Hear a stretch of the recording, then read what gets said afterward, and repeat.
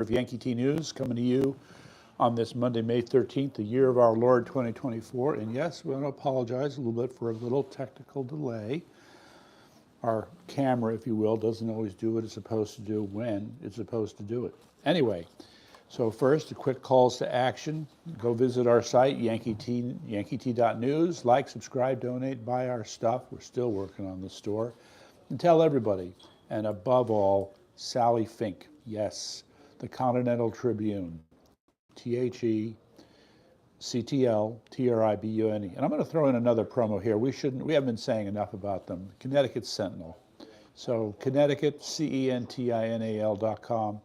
They have really been stepping it up over the last several months. They should get due recognition. Meantime, donate to Bob McGuffey's campaign for Congress. I think the caucus or convention is coming up soon, and it's going to be I think a three-way race. Dr. Goldstein has certainly been spreading the word. We're supporting Bob McGuffey unquestionably because he's been working at this longer and harder than anybody else. He knows the enemy better than anybody else, so he's really the one who should be in that spot. Okay, the theme for tonight, recognize when you're being jerked around. So now, some of you may have gotten the notice that I put out ahead of time to promote this, and I want to try and take a different approach. Normally, I just talk about the news. Here, we want to stop for a second and take a good look at some of these things and really get a sense of just what it is we're staring at, okay? Now, some of them present. All right, so let me just establish that the most important guiding principle when you're looking at any given story is to ask, why now? Yes, you can have events, something happens someplace, you need to report on it. But other times it's like, why is this here now? It doesn't seem to quite fit or make sense. So you have reasons to be skeptical and take a closer look. I wouldn't quite put the first one in that category, but okay, Julie Kelly has been working very hard on January 6th events and the prisoners and how they have been abused and mistreated and just rammed through the system. Well, apparently she has a new name for us to consider. The name is Walt Nauta, N-A-U-T-A. I've never heard of him. Have you heard of him? Well, apparently he's been a part of Donald Trump's team. And Julie Kelly is suggesting, based upon this piece of information she got, presumably from an FOI request, that she thinks Walt Nauta may turn out to be a plant to spy on Donald Trump. Now, we shouldn't be surprised about this, but here's a case where she's named a name. This makes sense. And again, I apply the why now test to this.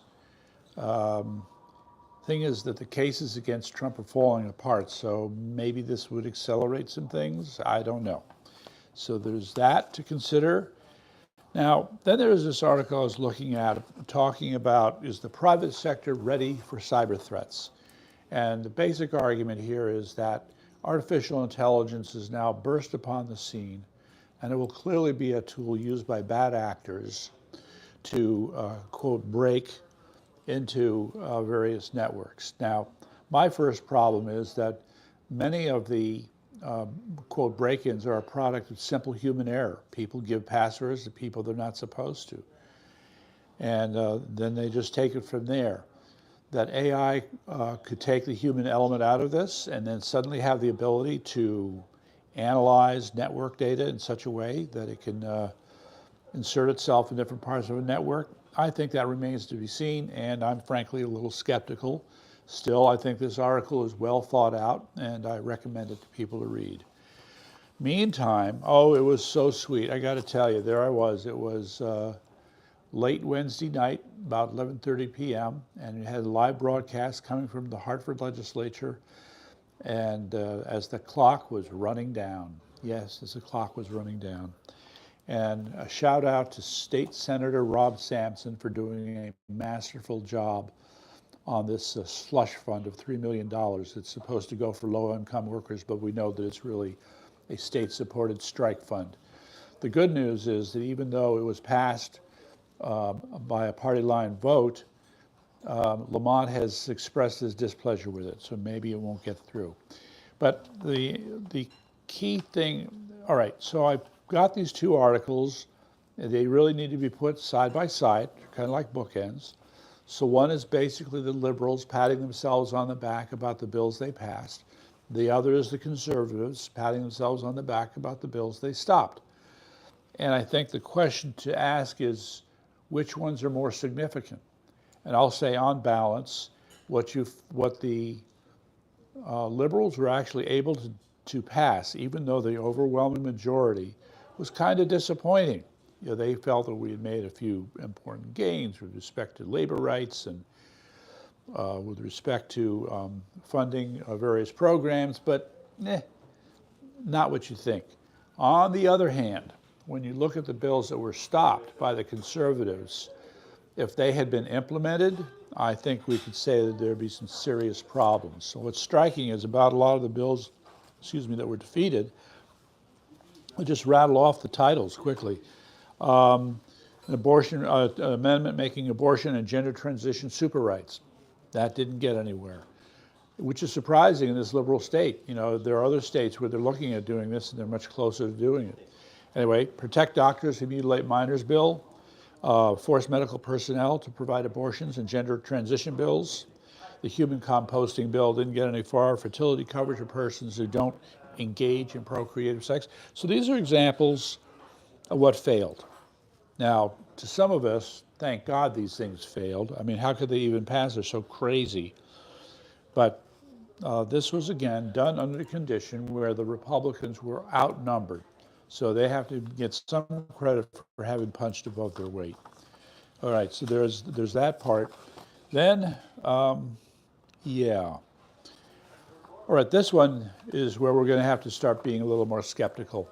So you had an Iranian legislator named Ahmad Bakshiyesh Ardestani, who claims that the Iranian government actually has atomic weapons.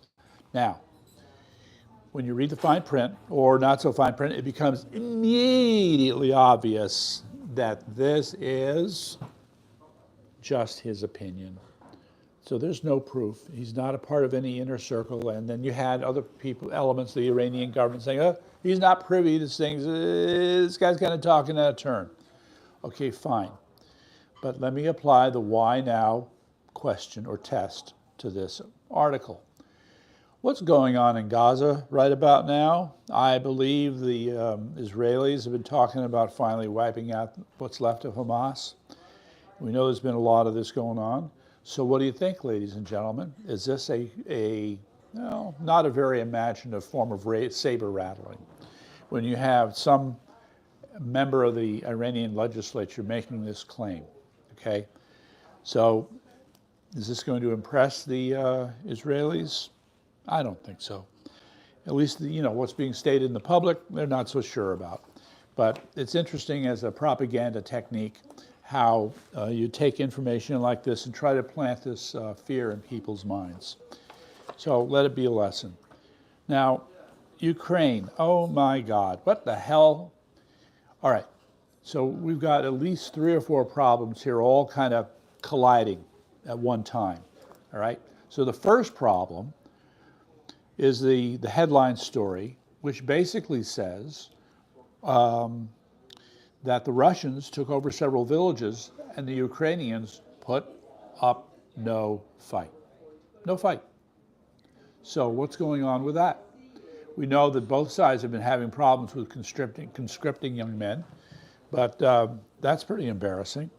Meantime, I think the story we should be talking about with respect to Ukraine was a comment made by a European Parliament legislator, I would say acknowledging and admitting that in fact when you analyze Ukraine's situation, that being able to prevail will require hundreds of billions of dollars. Well, who's got that kind of money? Who's going to spend that kind of money? America has already poured a lot of money into Ukraine. And we know the corruption issues have never been addressed in a serious manner. So and there's been talk as well of peace talks.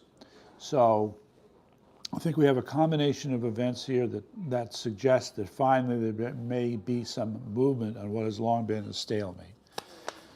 Yes, and then, okay. Now, for people who follow the history of the Democrat Party, we know full well that there's an intimate relationship between the formation of the Ku Klux Klan and the Democrat Party.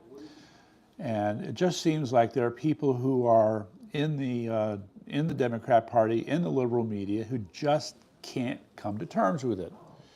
So here we had another case, a gentleman named Perry, Mr. Perry, who, no, not him, Curtis. Okay.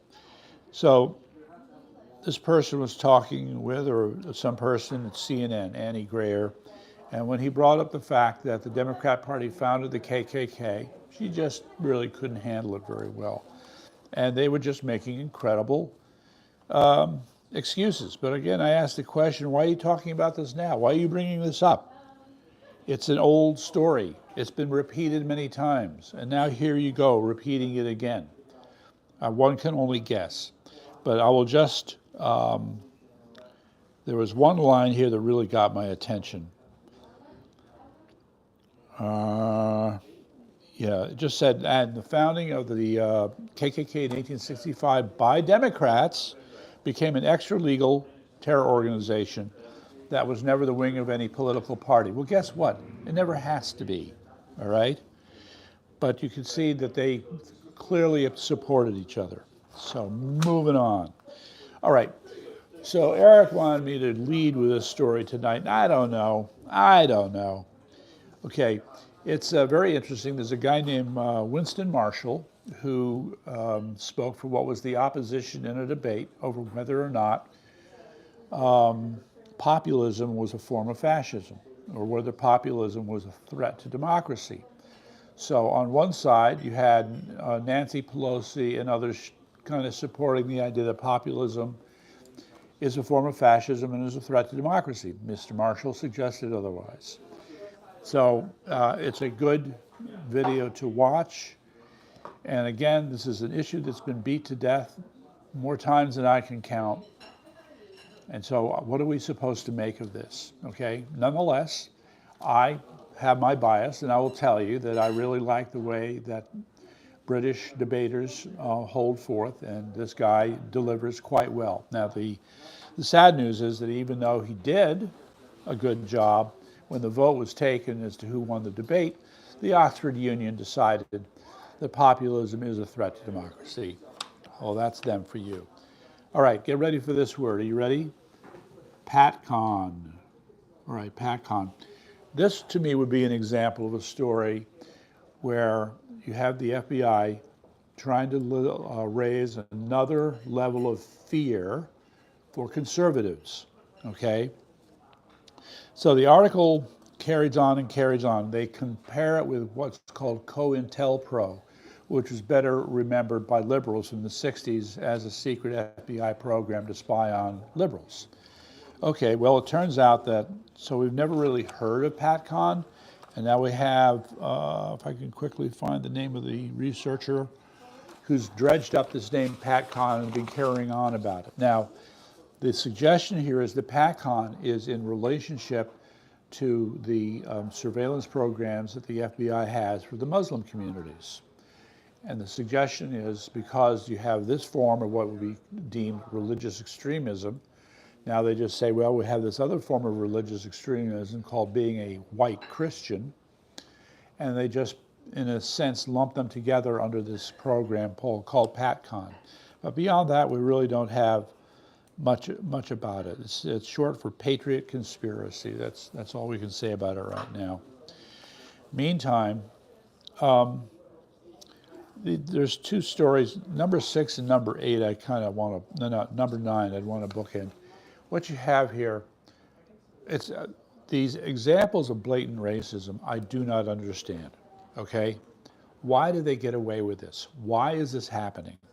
So here we have. Now it's a $2.3 billion project for renovating JFK Airport, okay? And guess who is not allowed to bid on 1 penny of that $2.3 billion, well, that would be white folk. All you white folk can stay home. Everybody else, the Pacific Islanders, the black folk, the Asians, the whoever's, the Martians, you can all bid on the $2.3 billion worth of renovation work. The white folk, stay home. Okay, I do believe that's called racism. And my question is, where's the lawsuit? You know, a lot of years have been spent trying to create a colorblind society. Now all of a sudden you have them doing this. It's just amazing. Anyway, you know, we've been doing for the longest time, but we kind of said enough is enough for now, what we called Connecticut Communist of the Week. And we had found quite a few people who surprised us as having connections with the Communist Party. Johanna Hayes, Jim Himes, Chris Murphy, Blumenthal, a woman named State Senator Kushner, and others, all these people having connections with the Connecticut Communist Party. Just astonishing. All right, so it's about naming names. Okay, well, there's another phase or round here coming up where we need to name names, so we're just going to get it started. So this story is basically a summary of what they call the people setting America on fire. So you start with the usual suspects, right? Black Lives Matter, Antifa, then you got Soros's Tides Foundation and all the other NGOs that fall out from that. Okay, well, who else? Well, I'm going to just throw out a couple other who else's. You know, a minor player who really should get a lot of attention. She kind of came up now and then. She's a professional organizer who is on the campus of Columbia. Her name is Lisa Fithian, F-I-T-H-I-A-N, Lisa Fithian. Middle-aged woman who is a professional protester. This is what she's supposed to be an expert at. So says here that she's a veteran of Occupy Wall Street as well as BAM, Standing Rock, and Stop Cop City. Yeah, so we need to know who are her friends, who does she hang out with, who pays her, yes, so we'd like to know. And then there is another person named James Carlson. Now, James Carlson is another example of this group of people we do not understand. These are rich heirs, have lots of money, and out of some kind of guilt, they decide they have to become these crazy extremists, all right? So James Carlson is one of them. And I hope that we could get more on these guys. And then the last one I want to mention from this story is Neville Roy Singham, a wealthy businessman who works closely with the Chinese government media, financing propaganda worldwide. Okay, it's more of the types like Singham we would like to know more about.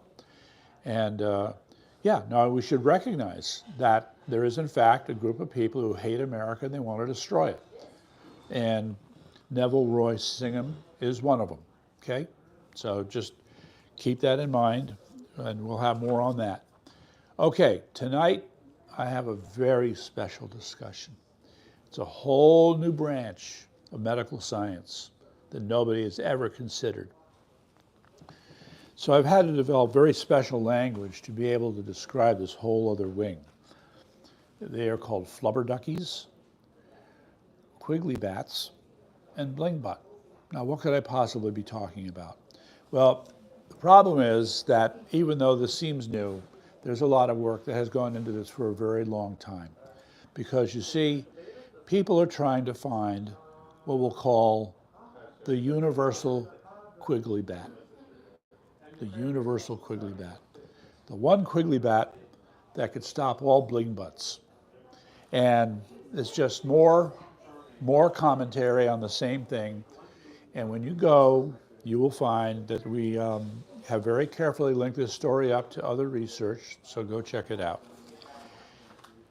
All right, this is the bookend to the story in New York where they're ripping off, or I say cheating, white folk out of money.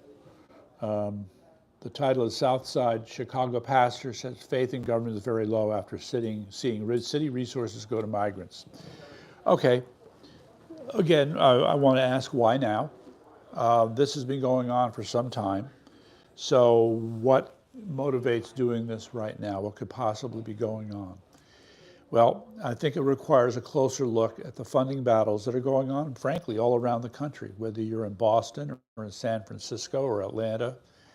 It's the same nonsense. However, this story I think is very interesting for a particular reason.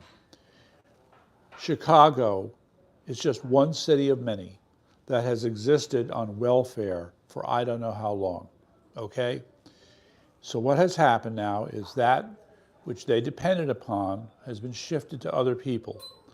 And all of a sudden, the people they're supposed to be voting for, the people they're supposed to be keeping in office because they're getting all these goodies, now they're losing faith in them. This is going to be an interesting problem. Next week, I want to talk more about voter fraud, but yeah, there's a connection. We'll get into it. Meantime, we have another new name for you. We mentioned Mr. Nauta. We mentioned Lithian. Now, here it is. Pay attention. I think we'll be hearing more about this one. Donnell Harvin.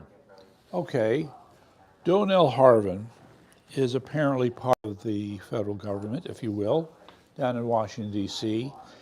And we are just beginning to see a former chief of the Homeland Security and Intelligence Division in Washington, D.C. All right, let's put it this way. What we know now, right, when we look back at the events of January 6th, there was a substantial number of informants and FBI agents who were undercover, DC Capitol Police who were undercover while this whole thing was unfolding.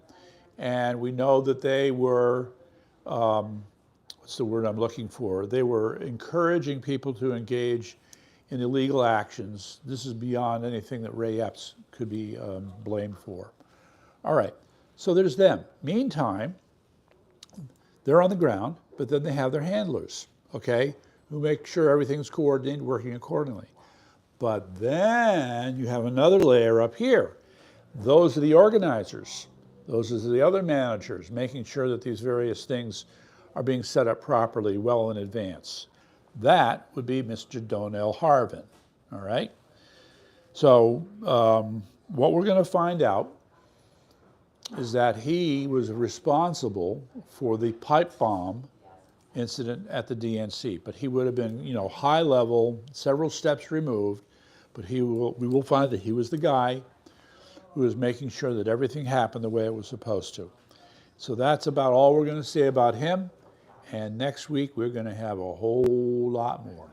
Thank you very much.